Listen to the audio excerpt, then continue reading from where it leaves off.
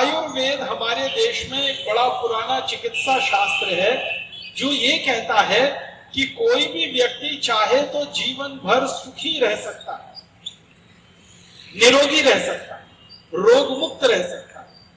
तो जीवन भर कोई व्यक्ति निरोगी रहे, सुखी रहे, निरोगी रहे, सुखी रहे जीवन भर, इसके लिए हमारे देश में चिकित्सा शास्त्र है जिसका नाम है आयुर्वेद। योग और प्राणायाम आयुर्वेद का ही सहयोगी है। तो मैं आप सभी गोवा के नागरिकों को आयुर्वेद चिकित्सा शास्त्र के 2-3 सूत्र कहना चाहता हूं जिनको आप अपने जीवन में अपनाएं और हमेशा के लिए आप निरोगी हो जाएं। आयुर्वेद पूरी दुनिया का अकेला चिकित्सा शास्त्र है जो ये कहता है कि किसी भी व्यक्ति को रोगी होने की आवश्यकता ही नहीं है, हर व्यक्ति निरोगी हो सकता है। तो आप बोलेंगे क्या करना है?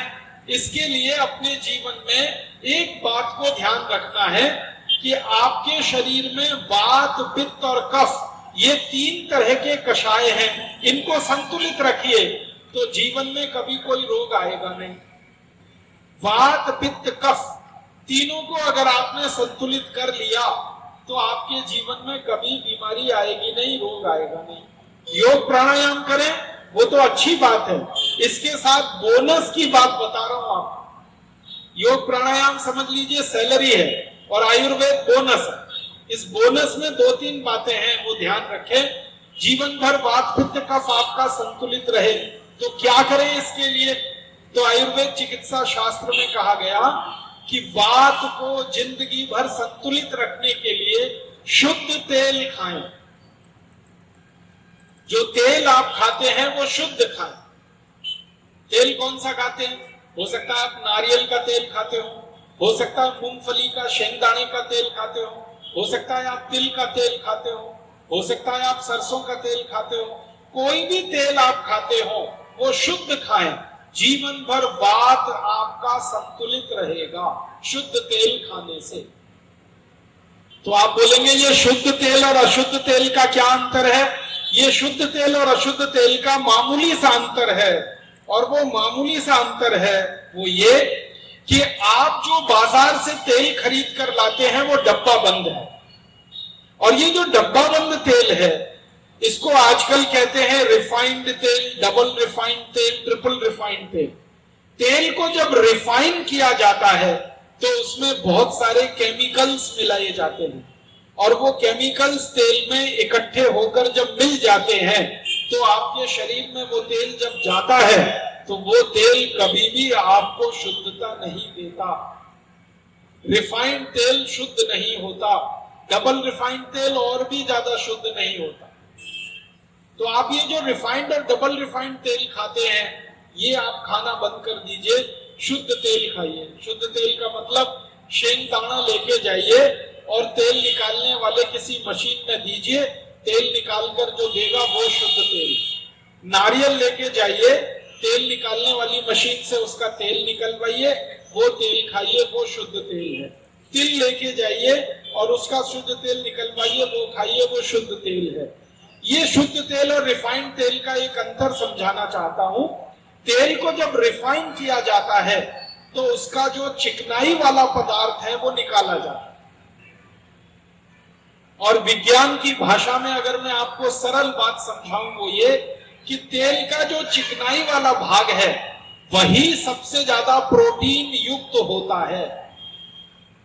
तेल में जो प्रोटीन है वो उसके चिकनाई वाले भाग में होता है, और जब रिफाइन करने के नाम पर तेल से वो चिकनाई निकाल ली जाती है तो प्रोटीन तेल का खत्म हो जाता है, और बिना प्रोटीन का तेल पानी से भी ज्यादा खराब होता है। इसलिए आप तेल खाइए, शुद्ध खाइए। तो आपके मन में एक डर पैदा हो जाएगा जो हमारे एलोपैथी चिकित्सकों ने पैदा कर दिया है कि अगर चिकनाई वाला तेल खाएंगे तो हार्ट अटैक आएगा। मैं आपको जानकारी देना चाहता हूं कि हमारे शरीर में 2 तरह की चिकनाई होती है जिसको डॉक्टर लोग फैट्स कहते हैं। एक तो अच्छा फैट होता है और एक तो बुरा फैट होता है। अच्छा फैट है जिसको HDL कहते हैं, हाई डेंसिटी लिपोप्रोटीन, और बुरा फैट है जिसको LDL कहते हैं, लो डेंसिटी लिपोप्रोटीन। ये जो चिकनाई युक्त शुद्ध तेल होता है, इससे HDL बढ़ता है और HDL बढ़ना ही चाहिए। और ये रिफाइंड और डबल रिफाइंड तेल होता है, इससे LDL और VLDL बढ़ता है और LDL कभी भी नहीं बढ़ना चाहिए। तो आप अगर शुद्ध तेल खाएंगे तो HDL अच्छा रहेगा, और जिनका HDL अच्छा रहता है उनको जिंदगी में कभी हार्ट अटैक नहीं आता, कार्डियक अरेस्ट नहीं होता, ब्रेन हेमरेज नहीं होता, पैरालिसिस नहीं होता, BCU नहीं, 80 बीमारियों से आप बचते हैं अगर HDL आपका ठीक है तो शुद्ध तेल खाइए, HDL अच्छा रहेगा। और शुद्ध तेल आप जानते ही हैं, अपना शेंगदाना ले जाइए, अपना तिल ले जाइए, सरसों ले जाइए, मशीन में निकलवा कर उसको ले आइए। ये एक सूत्र मैंने कहा आयुर्वेद का। दूसरा सूत्र आपसे कहना चाहता हूं कि जिंदगी भर पित्त आपका खराब ना हो, इसके लिए देशी गाय का घी खाइए। देशी गाय का घी, देशी गाय और विदेशी गाय, दो तरह की गाय होती है हमारे देश में। विदेशी गाय माने जिसके पीठ में कंधा नहीं होता, जिसकी पीठ एकदम सपाट होती है, उस गाय का घी कभी भी मत खाइए। देशी गाय का घी खाइए। देशी गाय जिसकी पीठ में ऐसे करके कंधा निकला रहता है, और जिस गाय की पीठ में कंधा जितना ऊंचा होगा वो गाय उतनी ही अच्छी मानी जाती है।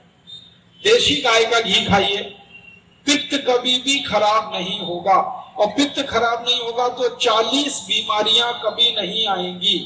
Acidity, hyper acidity, ulcer, peptic ulcer, ये सब बीमारियां पित्त की खराबी से आती हैं।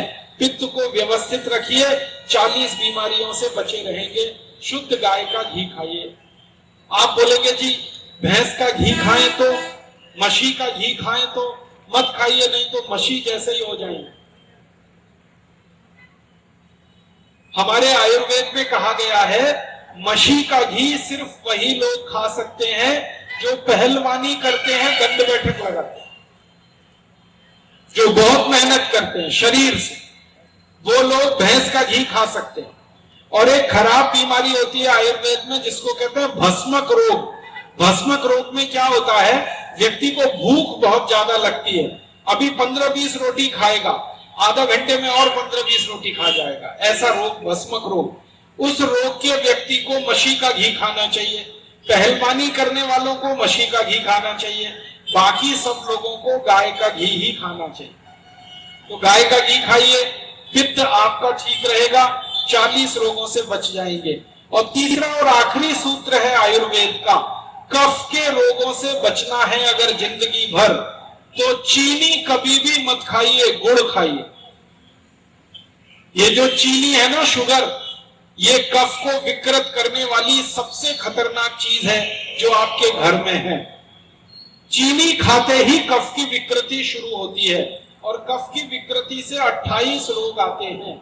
इन 28 रोगों में सबसे खतरनाक रोग है मोटापा, ओबेसिटी, हैवी वेट होना, जरूरत से ज्यादा वजन होना। तो जरूरत से ज्यादा जिनका वजन है, जो मोटे हो गए हैं, वो चीनी खाना तुरंत बंद कर दें।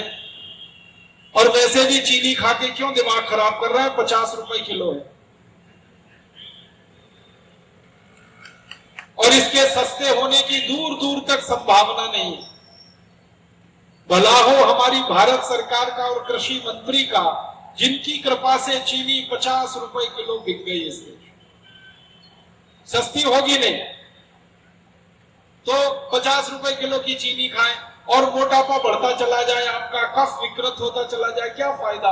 गुड़ खाइए, गुड़। और गुड़ से भी अच्छी एक चीज है, महाराष्ट्र में ही मिलती है और कहीं नहीं मिलती, काकवी खाइए। काकवी, काकवी तो आप समझते हैं, गुड़ बनाते समय जो शीरा होता है उसको बोतल में बंद करके रख लेते हैं, उससे अच्छी कोई चीज नहीं है खाने की। जहां जहां महाराष्ट्र में, गोवा में गन्ना पैदा होता है, वहां के किसान काकवी बनाते हैं अपने खाने के लिए, वही आप भी खाइए। चीनी बंद करिए, काकवी ले आइए, गुड़ ले आइए, तो कफ से आप बचे रहेंगे। शुद्ध गाय का घी खाएंगे तो पित्त से बचे रहेंगे, और शुद्ध तेल खाएंगे तो वात से बचे रहेंगे। कुल 148 रोगों से आप बचे रहेंगे अगर ये आयुर्वेद के 3 सूत्रों का पालन करेंगे। चीनी के बारे में एक बड़ी अच्छी बात कहना चाहता हूं सरल भाषा में।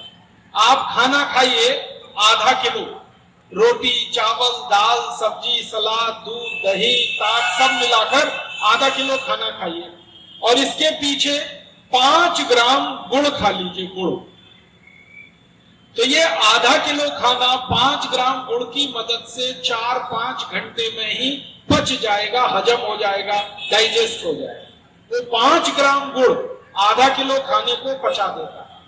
अब इसका उल्टा बताता हूं कि आप आधा किलो खाना खाइए, उसके पीछे 1 चम्मच चीनी खा लीजिए, तो ये 1 चम्मच चीनी उस आधा किलो खाने को 8 घंटे तक पचने नहीं देगी और पूरा खाना पच जाएगा, वो 1 चम्मच चीनी नहीं पचेगी और पूरे आधा किलो खाने की ऊर्जा 1 चम्मच चीनी को पचाने में खर्च हो जाएगी, फिर भी चीनी नहीं पचेगी। चीनी सबसे खतरनाक चीज है दुनिया में, जिसको व्हाइट पॉइजन कहा जाता है। ये अपने घर से निकाल के बाहर कर दीजिए।